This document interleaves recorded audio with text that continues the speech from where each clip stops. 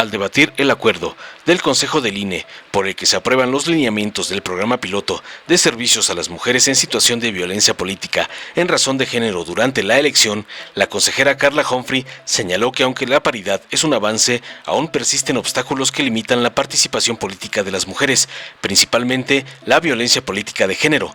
Destacó la aprobación de un mecanismo para abordar esta violencia, pero señaló preocupaciones sobre su efectividad, como la temporalidad del proceso y la confidencialidad de datos personales. Propuso ajustes a los lineamientos, como la redistribución de personal y la atención especializada sin demora. Además, cuestionó si el Consejo General debía aprobar estos lineamientos, sugiriendo que la Junta General Ejecutiva podría hacerlo. Finalmente llamó a una revisión profunda de los lineamientos basada en la experiencia del programa para mejorar su efectividad en el futuro.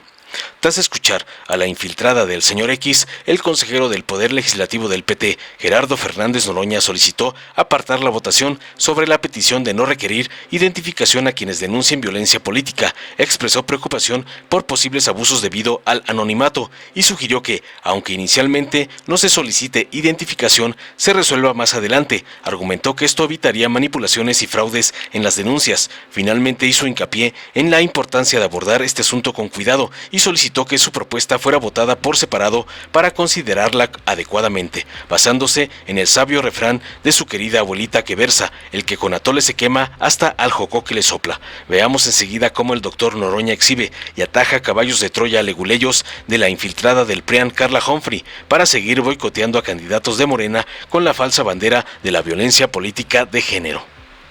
Adelante, consejera Carla Humphrey. Gracias, presidenta. La paridad per se no permite superar ciertos obstáculos que dificultan la participación política de las mujeres. La experiencia e incidencia de los casos atendidos y resueltos por las instituciones del Estado mexicano nos llevan a inferir que existe una disociación entre los avances formales que buscan incentivar la participación de las mujeres y la realidad que viven en relación con la violencia política contra las mujeres en razón de género. Pese a los importantes avances, persisten cuestiones estructurales que obstaculizan a las mujeres el ejercicio de sus derechos político-electorales y constituyen un reflejo de la discriminación, los estereotipos de género. Las mujeres que participan en el espacio público político siguen violentadas. Las prácticas de este fenómeno, ahora más visibilizadas e intensificadas, tienen que ver, entre otras cuestiones, con renuncias manipuladas o forzadas de mujeres una vez electas, presión, bloqueo y obstaculización en el desempeño normal de sus tareas, prohibiciones al ejercicio de la libertad de expresión, difamación, calumnias, acoso a través de los medios de comunicación y redes sociales, agresiones físicas, dominación económica en el plano doméstico y político, así como la persecución a sus parientes, seguidoras y seguidores. La aprobación del mecanismo para la atención, asesoría y acompañamiento jurídico de la violencia política contra las mujeres en razón de género responde a uno de los principales reclamos en materia de participación política de las mujeres. Como ya lo referido, constituye la cristalización de esfuerzos institucionales iniciados desde el año 2021, en donde se planteó por primera vez en la Comisión de Igualdad de Género y No Discriminación la creación de una defensoría para la atención integral de este fenómeno que se ha convertido en el principal obstáculo para el ejercicio pleno de los derechos políticos y electorales de las mujeres. Sin embargo, no puedo dejar de hacer notar que desde mi punto de vista el mecanismo aprobado presenta algunas limitaciones que ponen en riesgo su efectividad. La primera de ellas es la temporalidad. Como sabemos, este es el proceso electoral más grande de la historia y por tanto, pues este mecanismo apenas fue aprobado en prueba piloto el pasado 8 de febrero, en tanto que estos lineamientos se nos presentan para su aprobación 2 días antes del inicio de las campañas, cuando para tal fecha ya deberían de desplegarse en total plenitud todos los alcances de esta prueba piloto. Es decir, a mi juicio, como lo dije también el 8 de febrero en sesión de Consejo General, estamos llegando tarde a atender la violencia política contra las mujeres que pudieran sufrir las candidatas en este proceso electoral. La aprobación de estos lineamientos constituye un paso más para consolidar la erradicación de la violencia política contra las mujeres en razón de género, pero cabe precisar que formulé algunas observaciones de fondo, misma que me parece pueden fortalecer estos lineamientos. Por lo que hace el artículo 4, este se refiere a que las personas servidoras públicas de este instituto mantendrán la confidencialidad de los documentos e información a que tengan acceso y darán tratamiento a la información y datos personales de las personas involucradas en términos de las leyes en la materia. Mi observación aquí va encaminada a que debemos tener precisión y señalar que la Ley General de Protección de Datos Personales en posesión de sujetos obligados, que es la que obliga a este instituto a tener el debido cuidado con el trato que se da a los datos de las personas violentadas. Sabemos que en los casos de violencia política en razón de género suelen cometerse acciones que deben nombrarse con cuidado o omitirse con sensibilidad, así como todos los datos que puedan hacer identificables a las personas involucradas, descendencia, parientes, equipos de trabajo, cónyuges. Por esto se propone el ajustar a esta redacción para que las personas servidoras públicas de este instituto mantengan la confidencialidad de los documentos y la información a que tengan acceso, dando el tratamiento que establece la Constitución y la Ley de Datos Personales y el acuerdo del Consejo General. En el artículo 5 se refiere que para la implementación de la prueba piloto se contará con personal especializado conformada por 22 personas con diferentes perfiles, adicionando 6 personas especializadas en la UTSI para la atención. Considero que esto no se justifica el aumento de plazas en la UTSI, pues de acuerdo al informe de quejas y denuncias que se nos presenta a cada sesión ordinaria de Consejo General, desde el 14 de abril del 2020 hasta el último informe, este grupo disciplinado integrado por 6 personas ha realizado 13 análisis de riesgos.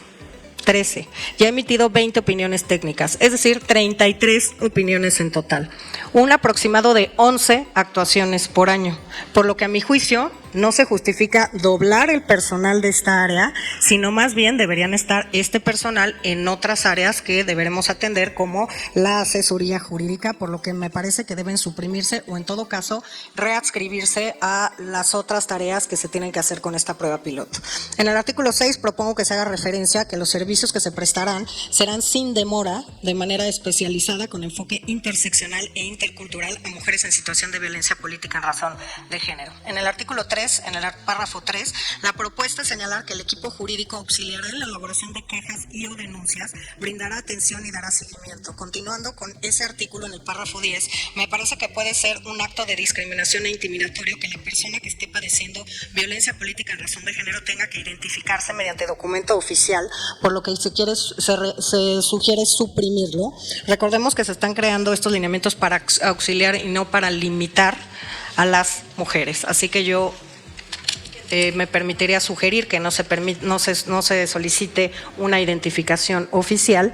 Y en este mismo artículo, en el párrafo 30, falta lenguaje de género, ya que se refiere a los hace sentirse desprotegidos y no escuchados. En el artículo 10, en el inciso H, se hace referencia a que la abstención de actuar de la Coordinación de Atención Especializada y Acompañamiento Jurídico no podrá ser impugnada, lo cual estimo se contrapone con el principio de tutela judicial efectiva, conforme al cual todo acto de autoridad debe ser sujeto de impugnación, por lo que también sugiero suprimirlo.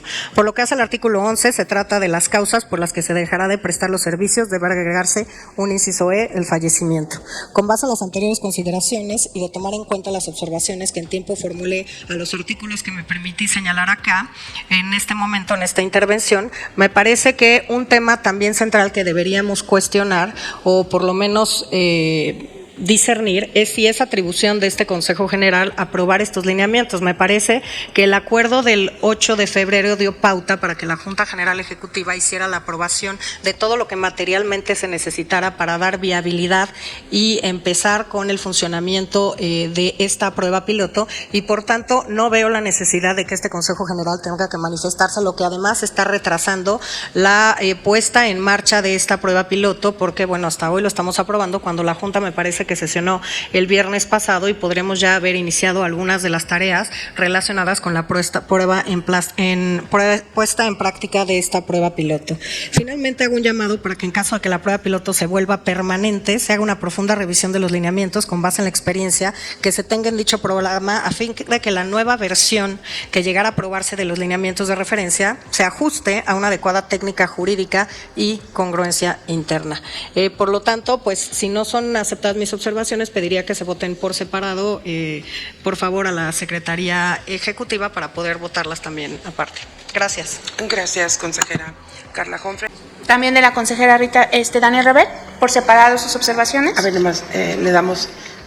Adelante. Sí, una petición, yo no voto, pero, y no quise entrar en el debate, pero quisiera que se apartara la solicitud, que se votara aparte, de que no se le pida identificación a quien hace una denuncia de esta naturaleza.